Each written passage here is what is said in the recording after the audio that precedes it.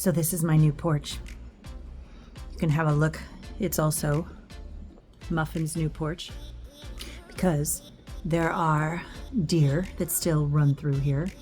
But what's different about this porch is I'm looking at a house right there, and I'm looking at a house right there, and there's a house under construction right there across the street, and there's a house under construction on the other side of the street. Now, I guess what's good about that, should I ever choose to invest, it's a thriving, growing area. But I gotta say, for my normal, my Magic Mind mornings, I came out here this morning and there was all these construction guys like right in front. So I had to go, then I went to the front deck. The construction guys hadn't arrived yet, so I was still able to enjoy my Magic Mind. And maybe it's an invitation to have to get up a little earlier to do my practice in my quietness. It's really curious. So I was in the first property during my sabbatical, and you couldn't see a house anywhere. And it was tinier, but there was trees all around it, and it was perfect for a sabbatical. Now I'm literally here for 6 months, a different house, and I am rebuilding my company in a new way with our Patreon channel and having slowed down to really be with what matters. Before I forget, the beauty of why I want to start my day every single day with this Magic Mind is it helps me focus. It gives me energy in a grounded, centered, aligned way. And it gives me energy. And it's like I've been doing this for years now. I don't like starting a day without it. And I want you to know that this wonderful company also is super generous. This bottle says Mental Performance Shot. Subtly sweet. Sharper mind, lower stress, calm energy. Yes, yes, yes. I'm in total agreement. magicmind.com/intimate conversations. Use the code intimate conversations 20 and you can get 20% off. I believe a subscription or a one-time purchase. So I just love starting my day this way. And as we go into this podcast with the incredible David Meltzer, you're going to learn. So I'm an entrepreneur. He's an entrepreneur. He's been through abuse. I've been through abuse. He's lost it all. I've lost it all. And what I really love is his willingness to be transparent about it, grow from it, take the lessons from it. And I swear, if he wasn't the kind of man that was willing to slow down and feel, he could easily bypass. I could have easily bypassed. And it was such, you're going to see part 1 and part 2 of this. It's really wild that we both, I don't know if we waited, maybe divine spirit knew that we could only go for the really big abuses once we'd gained enough spiritual evolution, quantum psychology ascension, that until we got to the vibration, loved ourselves and forgave ourselves enough to really do this deep work. It's curious how we both waited till our 50s to deal with some of these dark shadows, to turn them into our superpowers. I so respect this man, and I loved how deep we went, how fast, and the capacity that he has to go so deep so fast. You're going to love this. Enjoy part 1 with the amazing David Meltzer. Welcome to Intimate Conversations. Become the one. Intimacy is an inside job. Hello, delicious people. Welcome to another episode of Intimate Conversations. Here we are, season 12, Become the One. And this month we're talking about the embodiment of you, how we can transform our shadows into our superpowers. And I have someone who I've been getting to know over the years. He's had me on his show, Office Hours, a few times. So I'm so stoked to go deep with this great man, David Meltzer. Let me tell you all about him, and then we're going to dive in.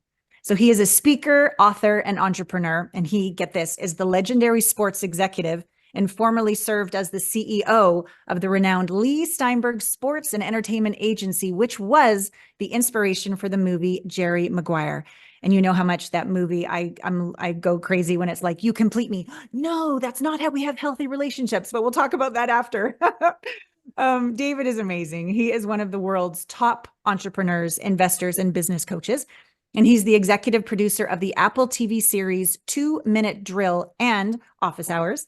He is also the executive producer of Entrepreneur's #1 digital business show, elevator pitch. And his life's mission, get this, is to empower over 1 billion people to be happy.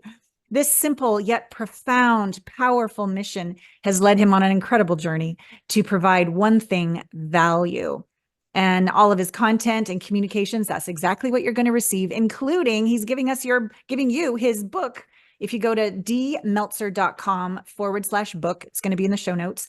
You'll get a free copy of his book, Connected to Goodness, revealing 7 principles of his to manifesting everything you desire in business and in life. So welcome, great man. Well, what a great introduction. And I am pleased and excited to be here to share with your community, hopefully, some meaning that I've given my journey, and hopefully some wisdom and faith to shorten the distance of resistance that we create for ourselves. So thank you for the invitation and allowing me to share this time with you, Allana. Thank you. Yeah. And before we got on live, we were talking about one of your many homes that you're in today, and that you had gone to school in Occidental College near Eagle Rock, where I raised my son, Gabriel. Small world. I love this. It Yeah. is a small world, and it was a small school as well, which Yeah. is why I went there, because it was one of the few schools that would let me play football. And one of the great experiences of my life was to play football in college. Oh, that's amazing. So good, so good. So, one of the things I love about you is that we can go so deep so fast, that your heart is huge, that you're authentic and vulnerable. And so this episode, we're talking about shadows and turning them into superpowers. And I've found a lot of people in the, I don't know, personal growth world or metaphysical world, they kind of only focus on the good, which is good, right? And your mission is to make people happy. But my experience is that if we push away the shadows, they actually grow. But instead, if we lean in, we can transform them, transmute them, kind of like alchemy, kind of we can turn the lead into gold. So I'm just going to ask you a series of questions, and of course, we'll go wherever the hell we're going to go on this. But let's just start. Like, what do you love about being a man? What do you love about being a man? Wow, no one's ever asked me that question. Um, I love masculine energy. And so I later on in my life raised an awareness to my masculine energy and my feminine energy. And so to have an embodiment that is identified as a man allows me to lean into the masculine energy of the basics of being able to provide, and at its core energetic and genetic inheritance of being able to be a provider of value, Mm, which is what I love most about being a male. The insecurity side of it is also something that I enjoy. mm, I remember even when I had my first daughter, who you met today, Marissa, mm, and I was so nervous, and the nurse said, "God's going to give you what you need," because I grew up with 5 boys and a girl and a lot of masculine energy, and I had to learn about the projection of my own insecurities through a variety of experiences. And so for me, I love the idea of providing value mm, inherent in myself as a male embodiment and the male energy that I have. But I also have been much more in touch after having 3 daughters and married for 27 years with the feminine energy side of who I am. mm. And that harmony is what I enjoy most about being a man, is to be able to be harmoniously integrated as a feminine and a masculine energy. I love this. I love this. You sort of went into part two of my question, like transforming any shadows around masculinity, insecurity. Go deeper if you would, because I think it's hard in society for men to admit they're not perfect, or to feel their feelings publicly, or at least intimately with their family. So, how did you transform your insecurities into a superpower? I am in the process of doing that, first of all. So I love to give people a little bit of humility and hope. There are, yeah, it's just a journey that I'm on. Some of the significant defining moments of my own masculinity was dealing with being sexually abused as a 9-year-old Mm, by a relative, mm, a male relative. mm. So that created, and I still get emotional Yeah, about it because I'm still processing got it. even though I was 9. Yeah, yeah. So that was one of the things as far as leaning into the shadows of saying, how does that uh how does that reflect onto your identity as a man? Yeah. And 1 out of 4 men experience this type of abuse. Yeah.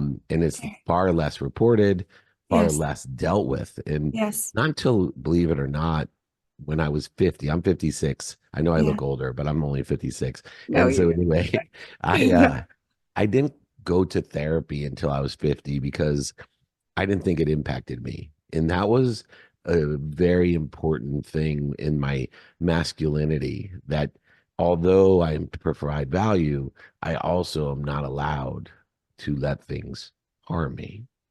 Wow. Um, so Wow. I still, you can see, Yeah.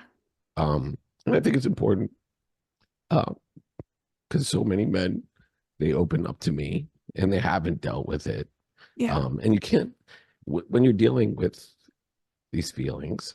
I want people to know they don't go away overnight. I've been Yeah.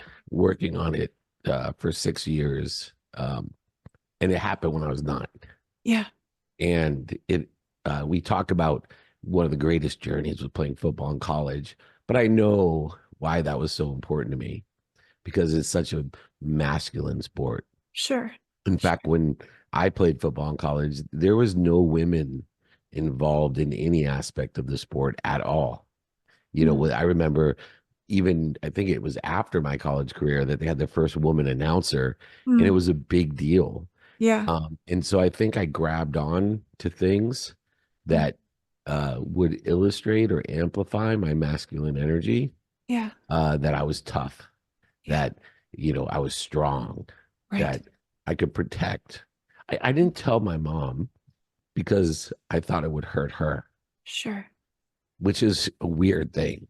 Imagine being abused as a 9-year-old by a relative and not telling your mom because you were protecting your mom. I had a single mom who raised 6 kids, and Right. I knew it would destroy our whole family and our life. So you And just so, suppressed it. yeah, Yeah. in fact, suppressed it so much that I blacked it out and denied it until uh, my 20s when the person who did that to me died of AIDS and called me before he passed to apologize. I was like almost in shock. Like, what are you talking about? Right? I it's really weird. So I think, that second stage is one of hope for me, Yeah. that more people will realize that bad things happen Yeah. to protect us, promote us, and love us. And that it's that leaning in the meaning that I have given that experience that has elevated my power to empower. And it hasn't punished me. And I have forgiven myself, my mom, and the perpetrator Yeah. uh, for that behavior that has created great growth in my life. Yeah. Wow. I had no idea you were going to say that when I asked you. Well, I'm I would have been impressed if you did. I am grateful. So I'm 54 and I never You're just knew. rubbing it in because Yeah, I'm yeah. 56 and you look 20 years younger. So I get it. I love you. I discovered 4 years ago the last boyfriend, not the last boyfriend I had, ended up pleading guilty for criminal assault. And I had never been in a physically abusive relationship in my life. All I've done for 20, 25 years is help people have thriving intimate relationships. But behind the scenes in my life, I just couldn't get it right. 2 divorces, custody battle, and then this criminal assault. And what I did is I'm like, what is wrong with me? I would wake up at 3 a.m. going like, I am so smart. I'm a cum laude graduate of an Ivy League school. Like what is wrong with me? And I started going to a different kind of therapy than I'd ever gone to before that dealt with the body, the somatics, the subconscious, because anything I could remember or figure out in my mind wasn't working. And what I discovered in my very first session was all the memories came back, the smells, the feelings of penetration, the you made me do this, you like this, don't you tell anybody. Like the people that did that to me, there were 2 growing up, and I had blocked that out, disassociated, level 4 trauma since a little girl, 4 or 5 years old. And through It's called psychedelic somatic integration. It's where you help the autonomic nervous system come back. It's not of the mind. It's not the secondary consciousness. It's the primary consciousness of the body. And for the first time, I forgave myself because I kept attracting these abusers, not just romantically, but professionally too, people that would use me. And I couldn't see it coming, David. And in fact, I was more attracted to the abusers. All of the people that had integrity, they were boring to me. And I realized that my hypervigilant looping, my body, my energy, my frequency was nonstop, 24/7 saying, where's the abuser to survive? Where's the abuser to survive? So it's the only thing I ever looked for. We know that 90% of our being is subconscious. And so when I have gone through this protocol, finally that pattern is over. Finally, my hypervigilance is back. Finally, I can see what I've never seen before. And now I'm able to give that gift to my clients as well. So I'm glad that I didn't know we were going to talk about this, but the gift, one of the gifts is, at least for me, is that I run fast away from the pain. And I'm very productive and I'm very reliable and I'm a hard worker and I'm resilient and I have a lot of fortitude and I give and I impact the world. I also burn out. I also don't slow down. I'm also afraid to let go, rest, and play. And at 56, I'm still single. So I am doing the work as well. Tell us more about the gifts, even though I know you're still a work in progress, that you're getting from this in terms of self-forgiveness, not so much as a thought, but a real embodiment, and then the space you can be for others, or and anything else you want to share. Yeah, I think understanding the behaviors that are necessary in order to grow.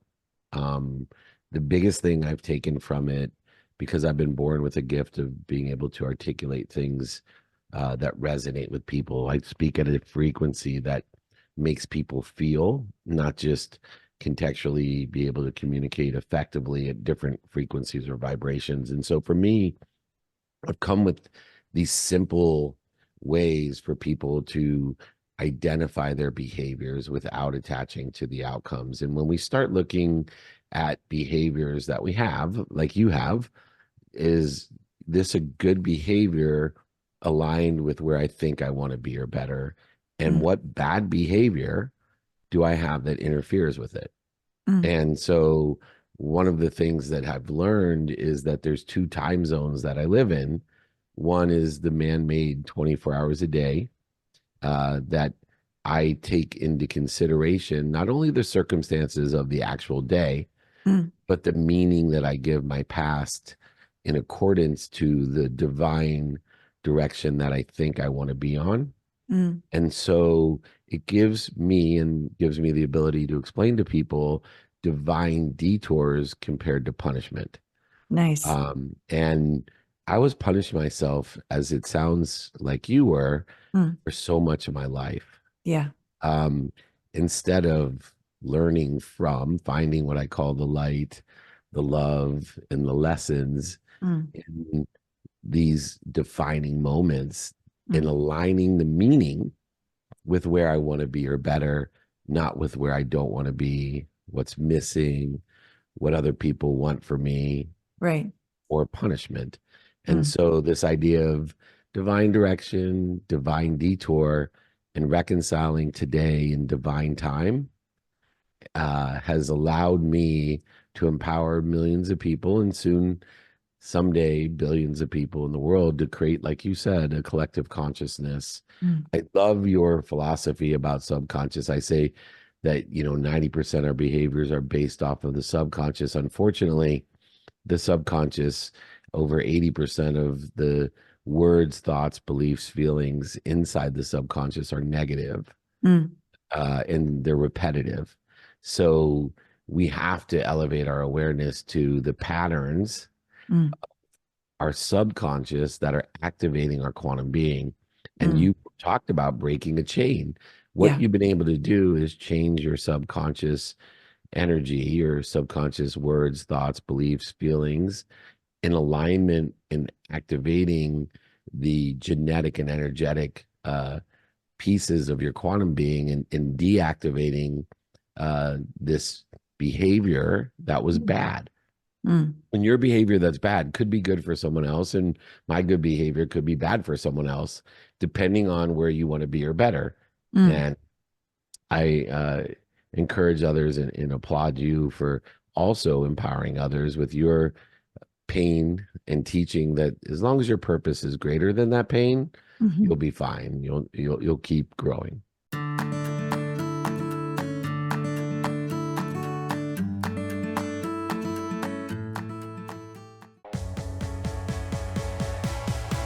See you next week on Intimate Conversations. Get out there and make love to life. I really love that all the construction around me has stopped. They're either on a break or done for the day. The ones across the street are either done or on a break. Because I love it when all I can hear are the sounds of the chipmunks running through all of the palm trees and oak trees.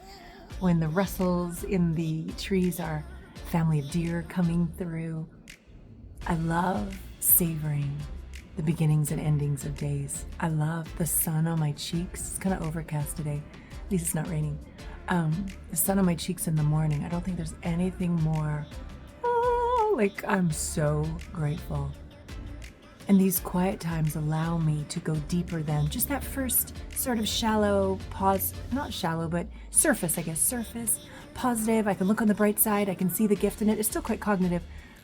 And then as I drop down deeper into my body, as this beautiful conversation with David Meltzer showed us right out of the gate, as we drop down deeper, we have to feel.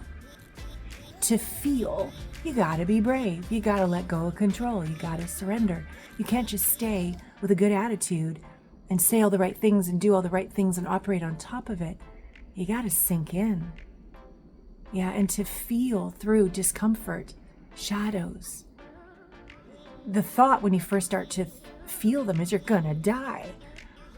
And you know what? Maybe a part of us does. Part of our ego does die. The part that's trying to keep it together and look good and stay on ahead of it all. Maybe that part does die. And yet, when you feel into a shadow and you let the alchemy, the sacred alchemy occur, there's a literal vibrational change in your frequency. You start to attract different people and situations. There's an energy that you be with people that invites transparency and vulnerability. They somehow know you're not going to judge them because you don't judge you. You're not going to interrupt them and say everything's going to be fine because you don't do that to yourself anymore. You just say, wow, tell me more. Just like I did as we dropped into this interview with David. Oh my God, I've always had great respect for him and great gratitude for being on his office hours so many times. I look forward to being able to meet him and his family in person one day. And so as we end this part 1, please get his book. Please follow him. Please do all the things because he's the real deal. He's a good man, kind man, a brave man, a man who walks his talk. And allow this conversation about, even if it takes you to your 50s. Hell, I have clients in their 70s who are out there dating again and succeeding. It's never too late to integrate your core wounds because they will drag with you for your entire friggin' life, probably into the next life if you believe in that. And there's no need, like to watch the intimacy in his marriage after all these decades get deeper because of the work he's done to be more intimate with himself. I mean, I don't know if you can, but I can feel it when I see the posts on Instagram. Certainly feel it when he speaks of his love for her and how he speaks of his love for himself. His self-forgiveness, his holding himself in high esteem, high regard. It's beautiful. So thank you, David Meltzer, for this conversation. There will be part 2 coming up. Please follow him, get his beautiful book, his generous offer. And if this conversation is like, oh, I'm ready now. I'm nervous, I'm resistant, but I'm not going to let that stop me. I'm going to reach out with someone who knows how to take me through the shadows and transform them into superpowers. It would be such an honor. It would be such a distinct privilege and honor. I'm so grateful for the deep work that I get to do, being in the darkness with my clients, watching them transform, and then watching their lives thrive in ways that they desire, but often ways that they can't even imagine. So I look forward to seeing you in my inbox. It's called an Intimacy Breakthrough Experience Call. Would love to connect with you one-on-one. especially now during the holidays when everything seems a little, sometimes harder to deal with, but also more important to finally face. All right, I love you with all my heart.